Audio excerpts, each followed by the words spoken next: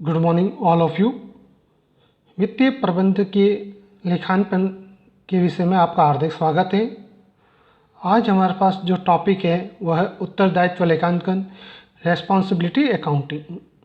उत्तरदायित्व लेखांकन में सूचनाओं को इस प्रकार से व्यवस्थित किया जाता है कि कार्य से संबंधित व्यक्ति को उसके कार्य के प्रति उत्तरदायी ठहराया जा सके।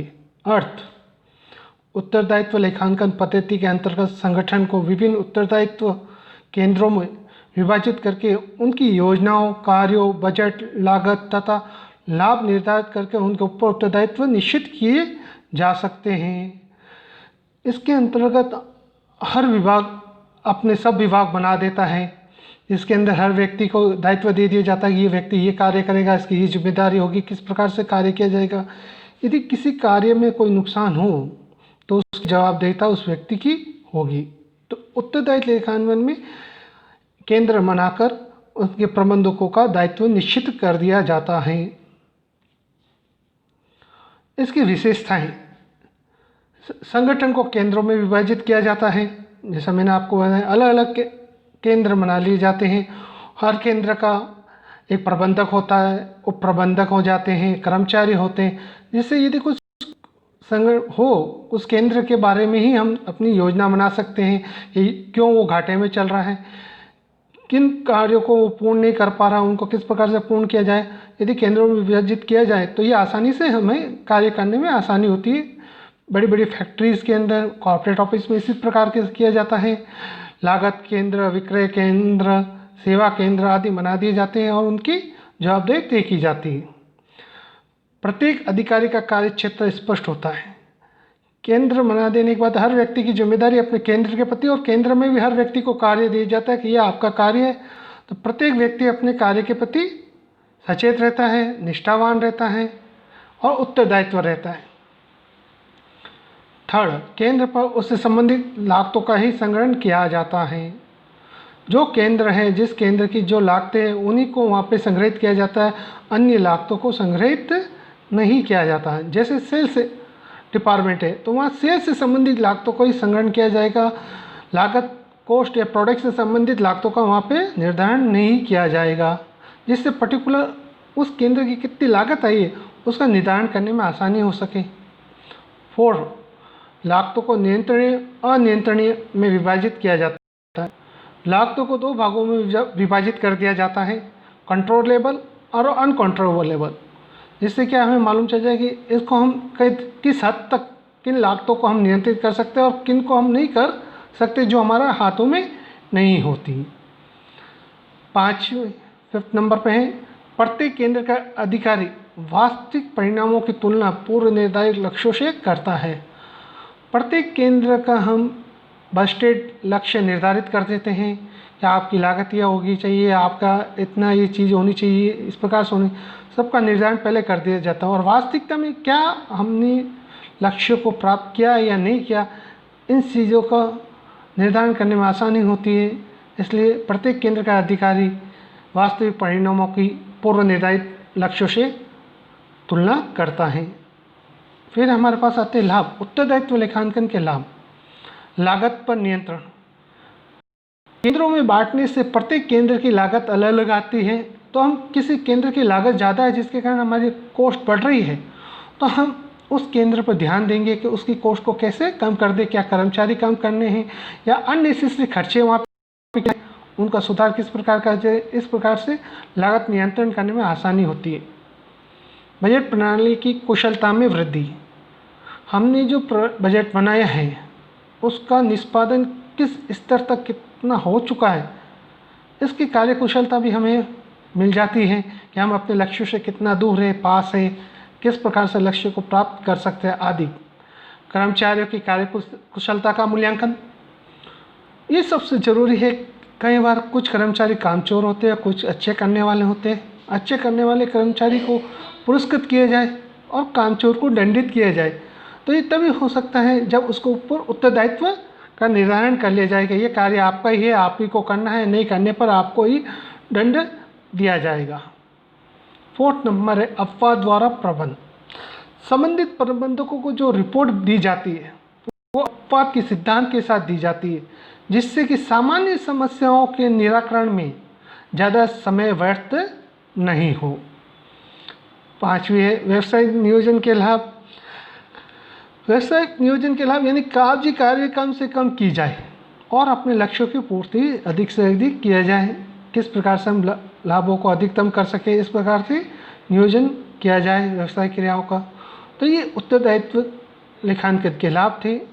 आगे हम देखें सीमाएं। प्रत्येक कार्य की कुछ न कुछ सीमाएं होती है। लागत केंद्रों का निर्धारण किस प्रकार से किया, ये सबसे बड़ी समस्या होती है।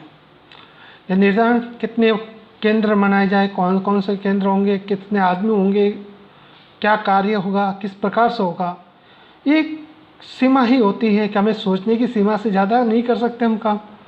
तो लागत केंद्रों का निर्धारण किस प्रकार से, ये बहुत कठिन समस्या आती है हमारे पास। सेकंड, लागतों का नियंत्रण व अनियंत्रण में वर्गीकरण कठिन है। कौन सी लागत कंट्रोलेबल है, कौन सी अनकंट्रोलेबल है, इसका वर्गीकरण बहुत ही कठिन होता है। कर्मचारियों का विरोध। जब कर्मचारियों के ऊपर उत्तरदायित्व दिया जाएगा, उसका निर्धारण किया जाएगा, दंडात्मक कार्रवाई की जाएगी उनके ऊपर, तो बट नेचुरल है वो विरोध भी करेंगे इसका। तो एक ही सीमाएं हैं। कई बार फैक्ट्री में हड़ताल कर देते हैं। कई नेता ऐसे होते हैं जो कामचोर होते हैं, उनके विरुद्ध कार्रवाई करने पर वो सभी को भड़का देते हैं। तो इससे के उत्तरदायित्व देने से कर्मचारी भी नाराज हो जाते हैं। फोर्थ है समूह भावना नहीं होना। जब अलग अलग केंद्रों का निर्धारण कर लिया जाता है तो हर केंद्र पे काम करने वाला कर्मचारी केवल अपने केंद्र के बारे में ही सोचेगा, दूसरे केंद्र के बारे में कभी नहीं सोचेगा। वो ये सोचेगा कि मैं कम से कम लागत किस प्रकार से करूँ, अधिक से अधिक लाभ मेरा केंद्र का किस प्रकार हो, चाहे दूसरे केंद्र की लागत बढ़ जाए। तो इस समूह भावना की उनमें कमी आ जाती है। खर्चीली प्रणाली है। बहुत सारे केंद्र बनाने पड़ेंगे, हर केंद्र पर प्रबंधक रखने पड़ेंगे, प्रबंधक होंगे, कर्मचारी होंगे, तो ये प्रणाली बहुत खर्चीली हो जाती है, खर्च बहुत ज़्यादा हो जाता है। 6 नंबर पे प्रारंभ में कठिन। कोई बिजनेस या कोई फैक्ट्री, कोई संगठन नया चालू हुआ है, तो उनको उत्तरदायित्व केंद्र बनाने पर बहुत कठिनाई आएगी कि जो भी कुछ कार्य होगा पूर्व अनुमानों के आधार पर किया जाएगा। जब पूर्व अनुमान ही नहीं है उनके पास तो कार्य करने में, प्रारंभ करने में कठिनाई होगी। साथ ही विभागीय संघ तथा विरोध। जब उत्तरदायित्व बनाओगे, केंद्र बनाओगे, केंद्रों के अंदर संघ बन जाएंगे, लोग अपने ही संघ के अपनी बात रखने के लिए करेंगे, दूसरे संघ का विरोध, दूसरे केंद्र का विरोध करेंगे। तो ये इसकी कुछ उत्तरदायित्व लेखांकन की सीमाएं हैं। नेक्स्ट हमारे पास आते हैं उत्तरदायित्व लेखांकन के सिद्धांत। योजनाओं का निर्माण। योजनाओं का निर्माण किया जाएगा, सबसे जरूरी उत्तरदायित्व की योजनाएं बनाई जाए। योजनाएं लक्ष्य, बजट, प्रमाप के अनुसार बनाई जाए। सेकेंड है उत्तरदायित्व केंद्रों की स्थापना करना। सिद्धांत है कि इसका जरूरी है उत्तरदायित्व केंद्रों की स्थापना करना आवश्यक है, जैसे लागत केंद्र, आगम केंद्र, लाभ केंद्र तथा विनियोग केंद्र। थर्ड नंबर पे केंद्रों पर समन्वय व नियंत्रण। केंद्रों पर नियंत्रण व समन्वय बहुत जरूरी है। जो योजनाएं हमने दी, जो लक्ष्य दिए, उनमें जो कठिनाई है ये उनके लिए मार्ग प्रशस्त करने का जिम्मेदारी ऊपर वाले की होती है। ऊपर वाला जो प्रबंधन है उसकी जवाबदेहिता है कि वो अपनी योजनाओं में के संबंध में आने वाली कठिनाइयों के लिए केंद्रों का मार्ग प्रशस्त करे। फोर्थ नंबर उत्तरदायित्व केंद्रों का मूल्यांकन। उत्तरदायित्व के केंद्रों का मूल्यांकन किस प्रकार से किया जाएगा? जो हमने उनको बजटेड यानी कि प्रमाप दिए थे और जो वास्तविक परिणाम हुए, उन दोनों के आधार पर हम देखेंगे उत्तरदायित्व केंद्र कितना सक्सेसफुल रहा अपने लक्ष्य को प्राप्त करने पे, जिसका निर्धारण हमने किया था। फिफ्थ नंबर पे जो सिद्धांत है वह प्रमाप व वास्तविक परिणामों का मूल्यांकन करना।